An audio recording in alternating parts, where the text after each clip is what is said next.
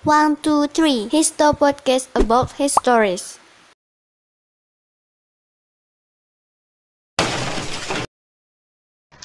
Oke, assalamualaikum warahmatullahi wabarakatuh.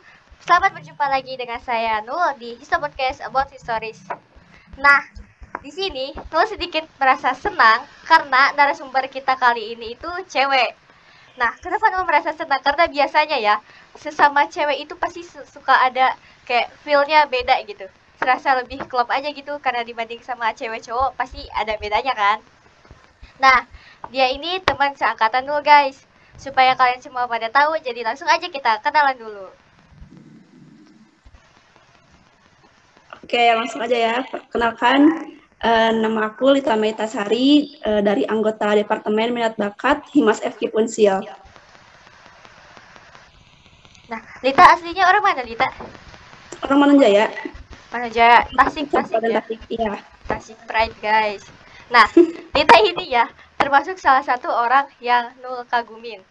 Kenapa? Soalnya dia ini jago banget ngelukisnya, gila. Kan kalian pasti tahu lah ya, kalau misalkannya orang ngelukis itu gak cuma sebatas kayak ngegambar doang, tapi kalian juga harus bisa kayak paduin warna, apa itu namanya, gradasiin warna gitu kan. Nah, soalnya kayak yang wah, gimana gitu sama orang yang pinter padu-padanin warna itu, guys. Nah, dan jujur ya, Nul juga suka sedikit ngegambar, tapi ya amatir lah ya. Karena kebanyakan kalau Nul gambar itu kayak cuman warnanya hitam putih doang. Nah, karena Nul gak jago gradasiin warna. Nah, sebelum masuk ke topik utama lah ya, kita ngobrol santai-santai sedikit dulu. Nah, sedikit penasaran nih. Sebenarnya ya, sejak kapan Lita itu mulai suka ngelukis gitu? Atau Lita tahu kalau misalnya passion Lita itu di ngelukis? Oke, jadi kalau misalkan suka gambar itu dari SD juga suka, cuman SMP itu mulai vakum soalnya agak males gitu.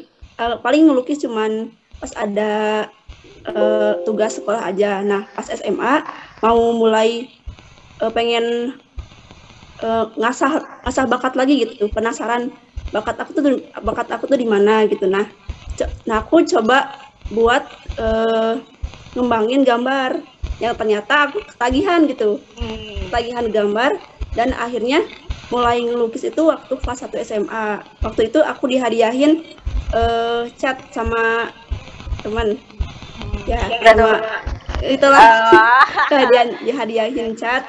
Terus waktu itu pertama pakai cat akrilik, nah langsung pakai cat air. Terus beda ya? Beberapa lama pakai cat air, ganti lagi pakai cat gouache gitu. Berarti sempat vakum pas SMP? Ya, sempat vakum pas SMP. Terus dikasih cat gitu, dikasih hadiah cat. Nah, dari situ mulai pengen lagi ngelukis gitu. Ya. Berarti tadi sempat dengar macam-macam catnya juga ada banyak ya? Dari bertahap-tahap gitu. Apakah misalkannya bisa dibilang pemula gitu? Catnya cocoknya ini, kayak gitu. Apakah ada kayak gitunya? Apa putus-putus?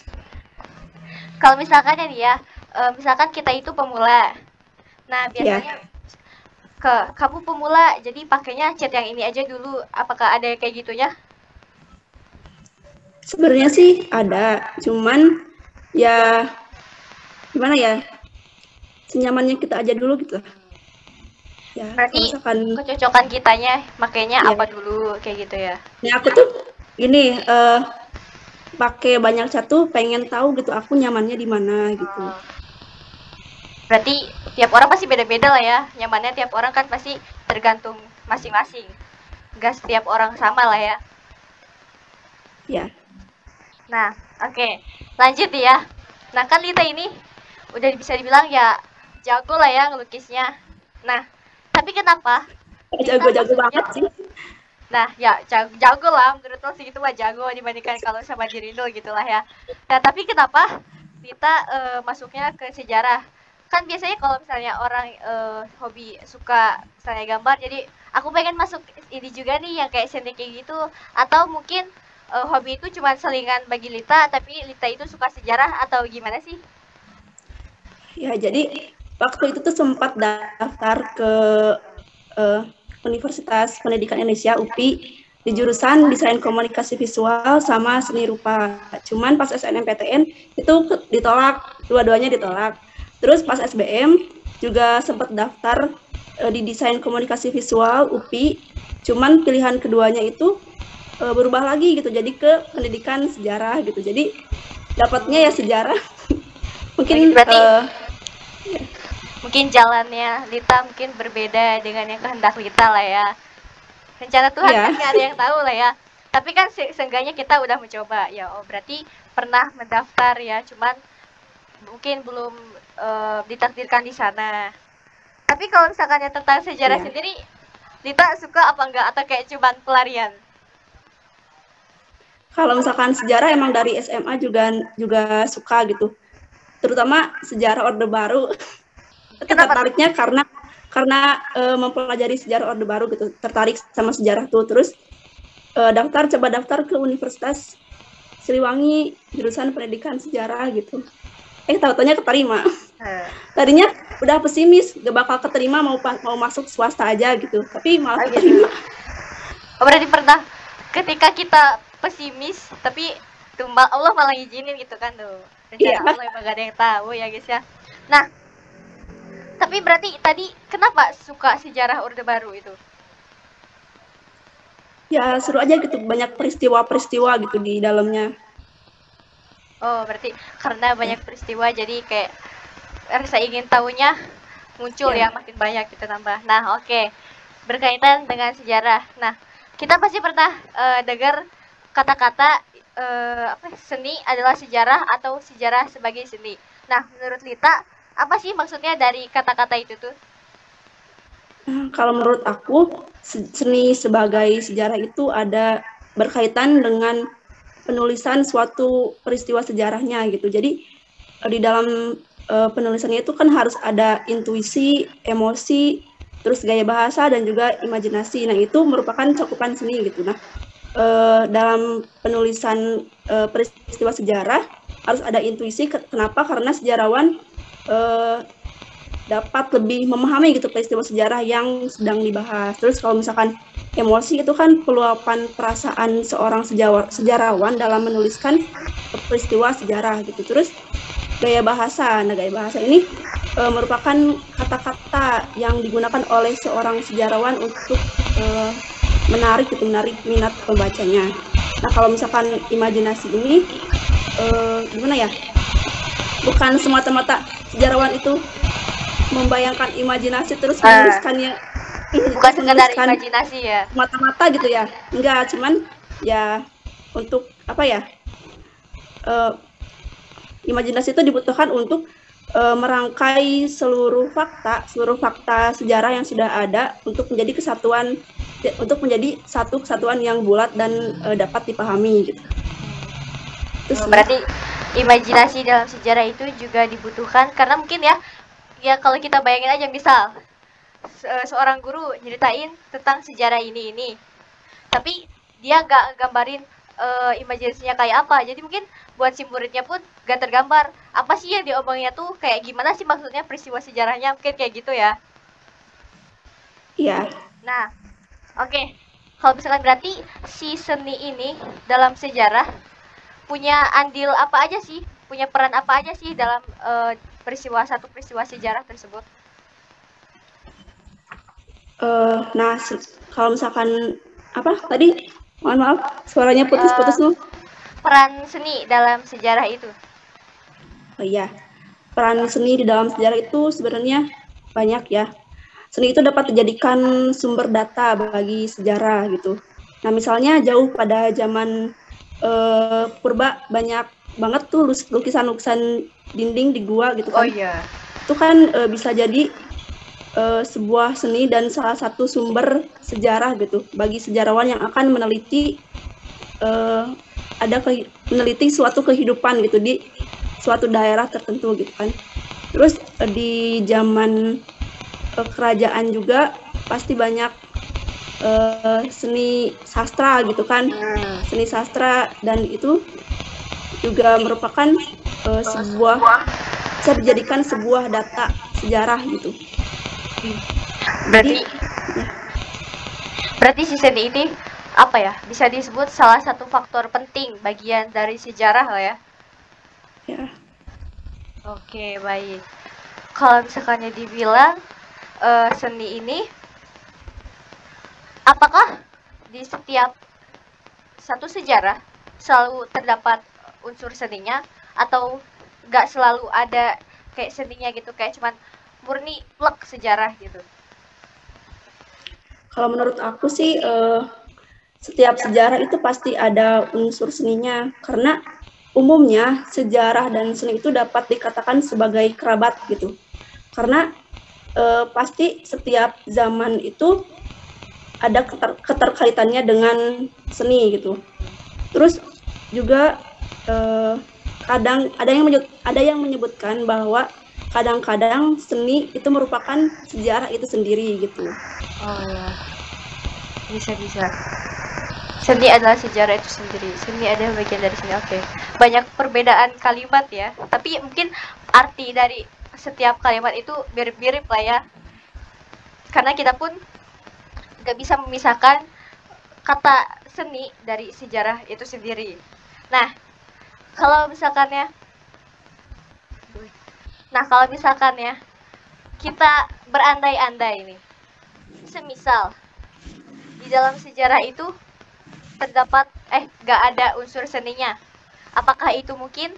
Dan kalau misalkan iya, bakal kayak gimana sih sejarah itu sendiri? Oke, jadi bisa dibilang juga ya karya seni itu merupakan sebuah kristalisasi dari sejarah gitu yang dapat berguna bagi sejarawan di masa yang akan datang gitu. Karena seni ini bukan hanya sebagai sebagai fakta primer gitu yang dapat dipertanggungjawabkan, tapi juga sebagai penjelasan tentang periode itu sendiri gitu. Jadi jika tidak ada seni ya fakta-fakta sejarahnya akan berkurang gitu. Ya sumber dari fakta sejarah itu akan berkurang gitu. Oke, berarti bisa aja lah ya kalau semisal di satu sejarah itu gak ada seninya. Malah bisa jadi sejarah itu gak bakal ditemukan. Iya gak sih? Ya, benar-benar. Ya. Terus nih ya, ngomong-ngomong soal sejarah, aku mau share sedikit tentang salah satu seniman legendaris Indonesia. Boleh. Boleh kan, Nur? Boleh banget. Nah, ada nih salah satu seniman yang mendunia lah, bisa dikatakan legenda juga gitu kan. Namanya itu adalah Bapak Avandi Kusuma. Beliau juga merupakan seorang pelukis yang sudah terkenal gitu. Bahkan beliau pernah mendapatkan beasiswa ke India, beasiswa untuk kuliah di India gitu. Tapi pas udah datang ke India, beliau itu ditolak karena katanya beliau itu tidak usah kuliah lagi gitu untuk belajar melukis gitu. Wow. Nah, beliau juga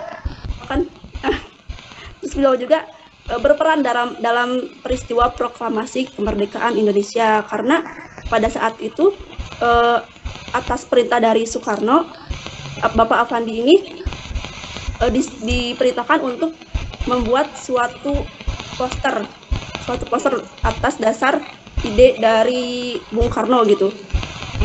Nah, di dalam posternya itu ada menggambarkan seseorang yang sedang dirantai, tetapi rantainya sudah putus gitu.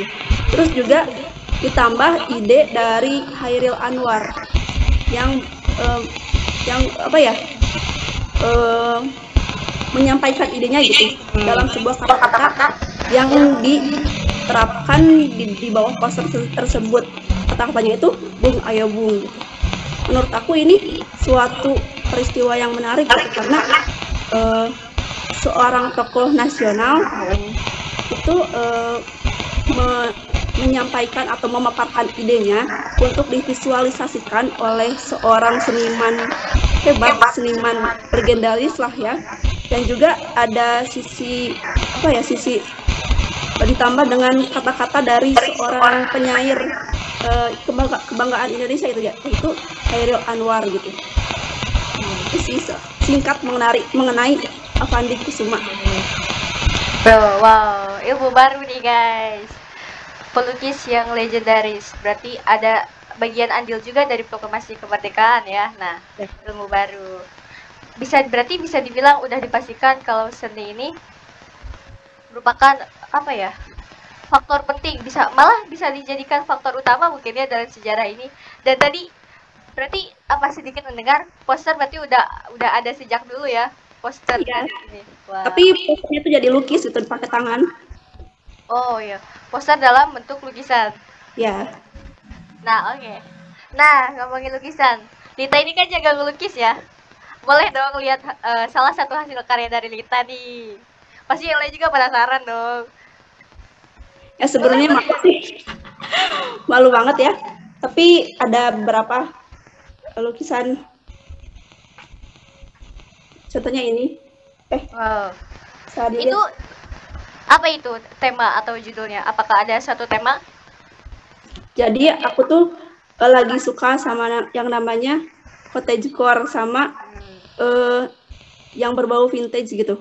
Nah, aku terinspirasi buat bikin karya ini. Wow, applause dulu guys, keren banget.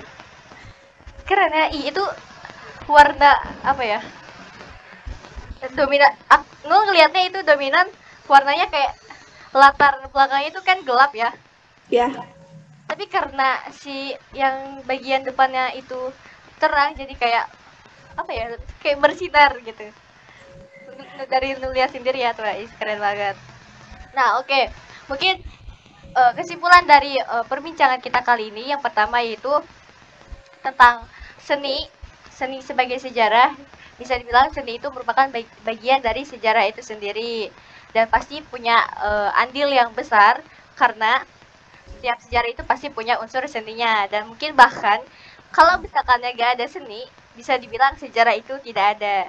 Nah, oke, mungkin cukup sekian Histo Podcast kali ini. Saya ingin berterima kasih dulu kepada Lita. Terima kasih sudah menyempatkan waktunya untuk berbincang dengan saya. Oke, selamat berjumpa di podcast berikutnya. Terima kasih. Wassalamualaikum warahmatullahi wabarakatuh. Waalaikumsalam.